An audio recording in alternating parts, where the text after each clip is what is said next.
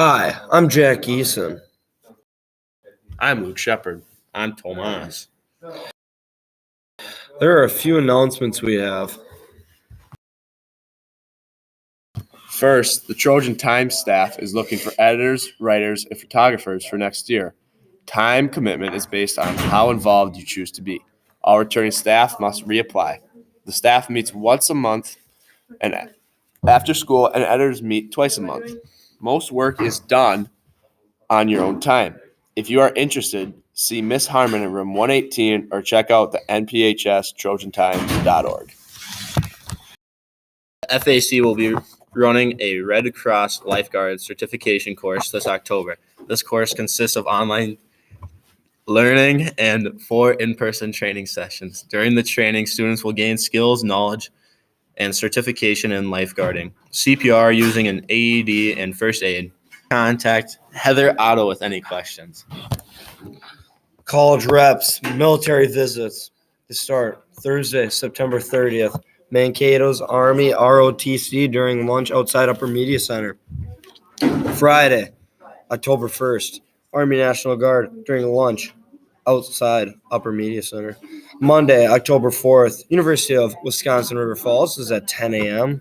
Tuesday, October 5th. Minnesota State University Mankato during lunch outside Upper Media Center.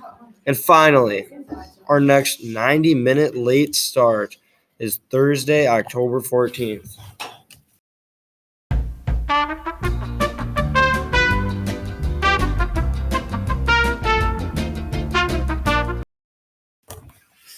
Our first feature story is on homecoming review. New Prague homecoming has once again not let down. With the football team destroying on Friday night, it has had the entire town in high spirits. Although attendance at the dance was below average, homecoming is widely considered a huge success this year. Congratulations to Ian DeGrosse and Emma Gullickson on winning Homecoming King and Queen. Thank you for the rest of our contestants for participating. Yeah, it came close this year, to be very honest. I'll be transparent about that. We worry more about people getting injured or hurt. There's pranks and there's things that are called tradition, and they're really not traditions. They're just, behaviors that aren't really conducive to a positive environment, whether that's outside of school or inside of school. It's been talked about, and this year was very close. Again, we always want to try to work with the students to try to create a positive solution. And Miss Adams, Miss Sable, myself, and people at the district office always want to give the opportunity to kids to fix things if there's something that's going wrong. But if it's ever a situation where someone either is going to get injured or hurt or it's a negative, we'd start pulling things, and it was very close this year. But the student body did step up and turned that around really quickly, which is great to see. Thoughts on the breathalyzers and how many lights should be on at the dance?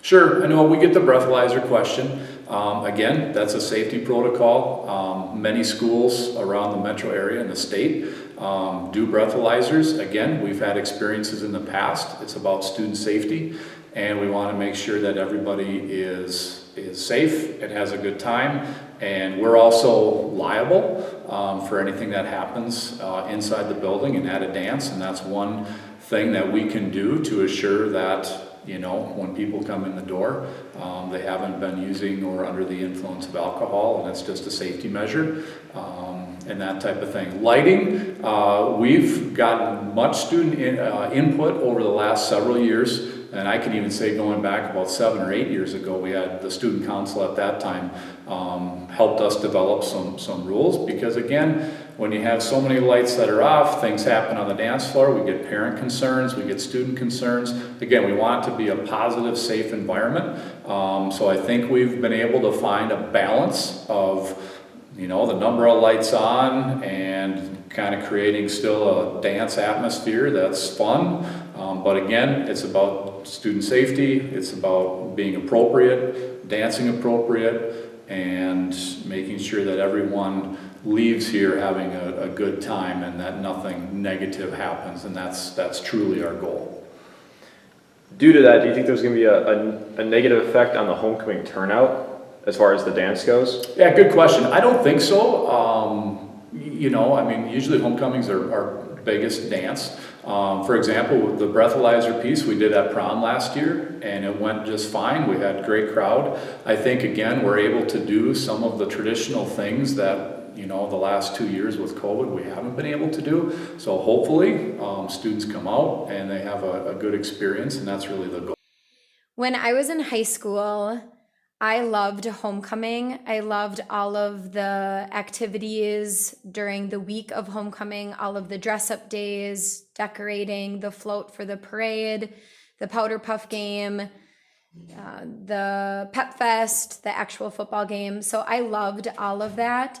I would say that it felt very different my junior year compared to my senior year. It felt like my junior year that there were some older students that took everything to the extreme and kind of ruined the fun with some of it. Not all of them, just some of them. But then my senior year, that's when it really hit that this was my last homecoming and last time doing a lot of these activities. And so it was a much more positive experience, really celebratory. Overall, homecoming was a huge success, and thank you to the staff and students for a good last year. Now we have a very important commercial break.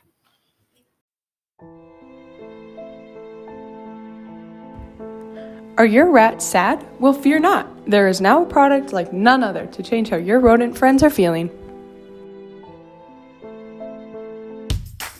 Introducing Rapid Rats, a powder that you dump on your rats and it transforms their surroundings into a picnic. This product could be all yours for the low price of $19.99 plus shipping and handling.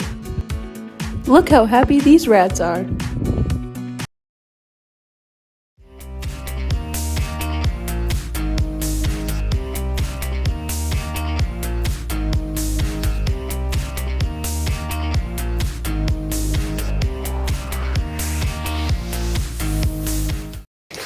Today's What's Up segment is about the lawsuit between Scarlett Johansson, other actors and actresses, and Disney.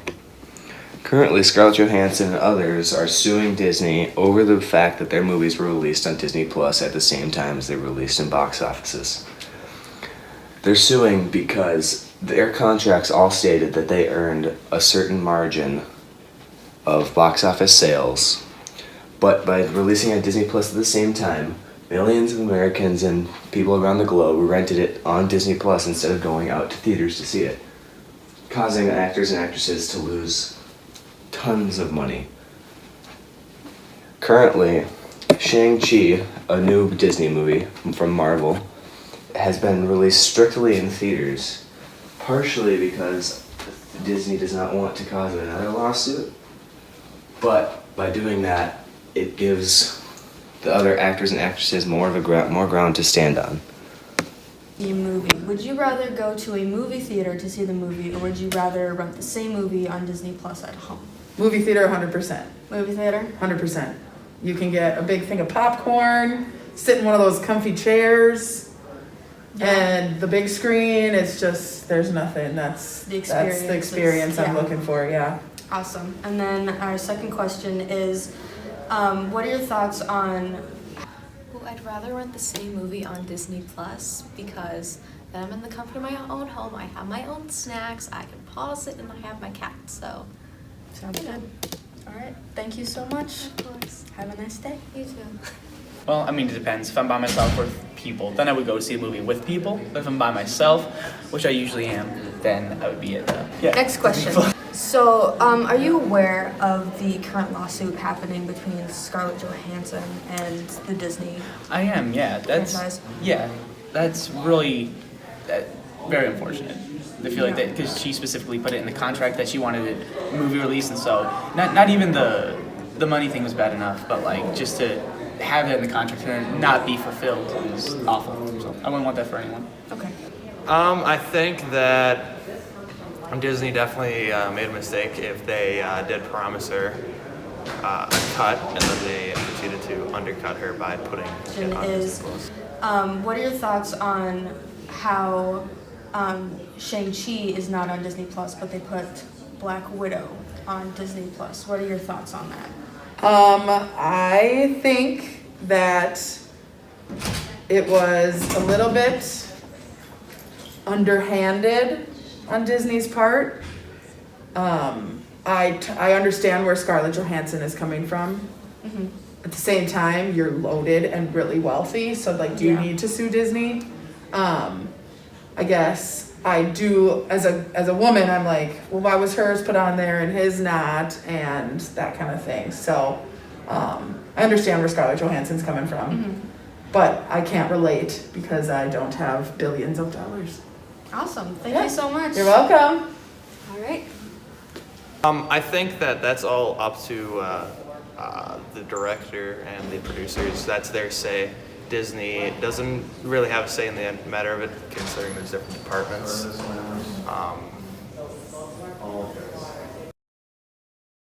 That's great. Our next feature story is on terrible things students are doing here at New Prague.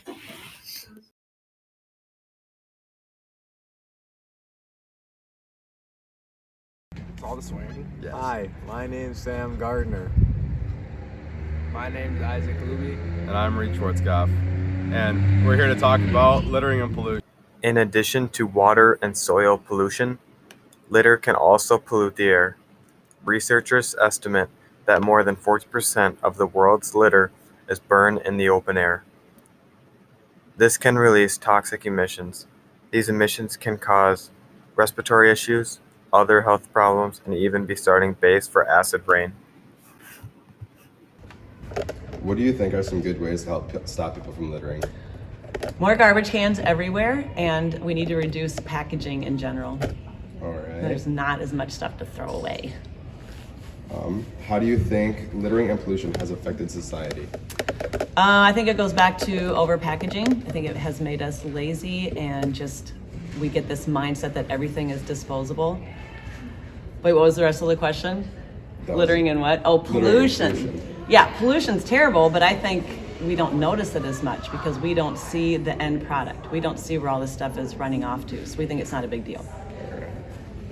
How has perspectives changed since you were younger about littering and pollution? Well, I for sure didn't think about it when I was a kid, which you guys probably aren't either, but as I read more data, see more stuff in the news, I'm definitely more aware and more concerned. All right. How can students help stop pollution? Throw stuff away, carpool, all the normal stuff. Turn off your lights, all that good stuff. All right. Do you think laws about littering has had a positive outcome on the environment?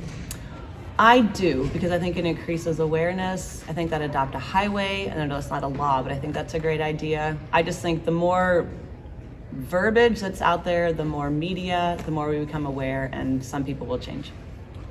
Do you think people are doing enough about littering, or should they do more?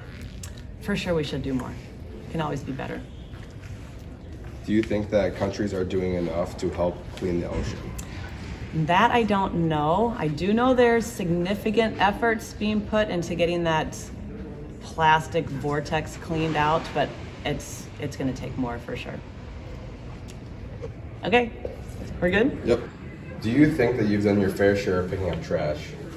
I've definitely helped, but I'm not gonna lie, there has been some times where, there is garbage and I see it and, I don't really pick it up or whatever, but sometimes like when people throw something that's right in front of me and there's a trash nearby, I'll pick it up and throw it away for them. Okay. What are some good and bad examples of keeping up with littering? Some of the good examples is you see trash, you pick it up, Some bad examples would be, what people usually do. Like, I remember my cousin always used to do this, would eat food in his car and then throw it out the window because he didn't feel like throwing it away. When you think of littering and pollution, what is the first thing that comes to mind? Probably a dump, for some reason. All right. Do you and your household practice littering? We garbage and recycle. We do both of those, and the house is fairly clean, so I would say yeah.